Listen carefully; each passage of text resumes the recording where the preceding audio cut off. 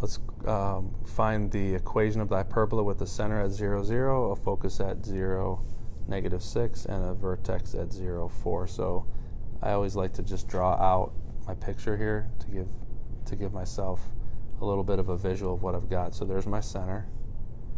My focus is down here at -6, and my vertex is at +4.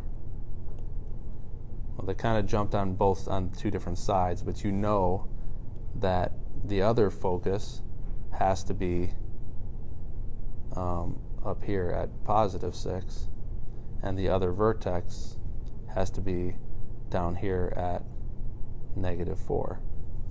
It's got to be that way. And you also know that it has a vertical transverse axis. It has a vertical transverse axis, and because that's where the vertices are. And so your equation that you're looking for is going to be y squared over a squared minus x squared over b squared equals 1. Since it's centered at the origin, you didn't have to put the minus k and the minus h inside there, which you would have had to do if it wasn't centered at the origin. So that just makes this easier. And you know that your a is the distance here. That's a. So a is 4. And you know c is the distance to the focus. So c is 6. And now the formula that you know is a squared equals, I'm sorry, not a squared, equals a squared plus b squared equals c squared, because for a hyperbola, the focal radius is bigger than the other ones. And so we can solve this. Plug and chug. 4 squared plus b squared equals 6 squared. It's not a Pythagorean triple, like one of those nice 3, 4, 5s or anything like that, so it's going to be an uglier answer. Not a big deal. B squared equals 36 minus 16, so b squared equals 20, so b equals the square root of 20, or simplified, that'd be 2 root 5.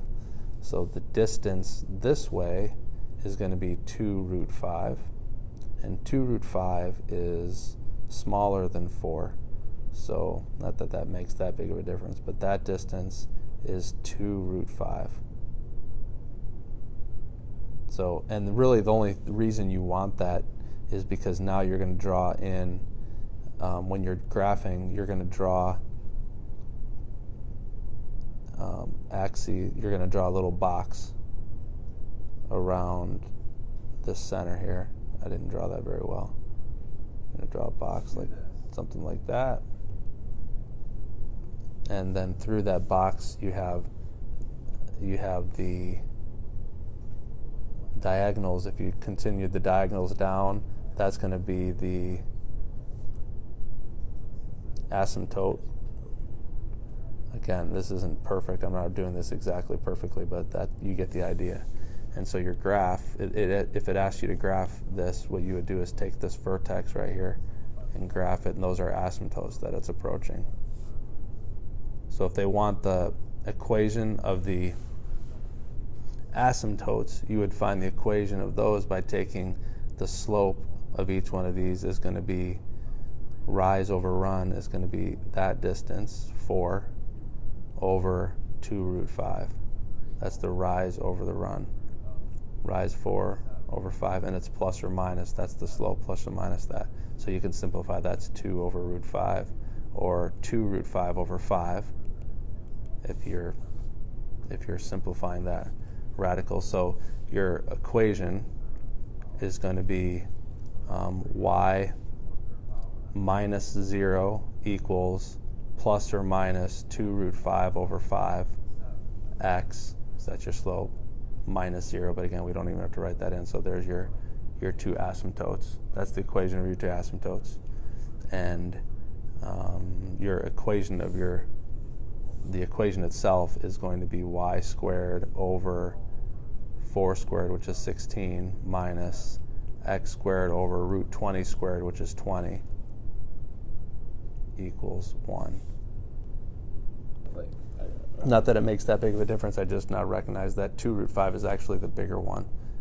So this distance actually is going to be a little bit bigger than that distance. So your box is probably it's a little bit more slanted. Yeah, it's more like that. So is it bigger than 4? Yeah, the square root of 20 is bigger than the square root of 16. 4. The square root of 20 is bigger than 4. But nonetheless, that doesn't really matter. That just affects kind of the slope of your diagonals of your asymptotes. But there's your answer.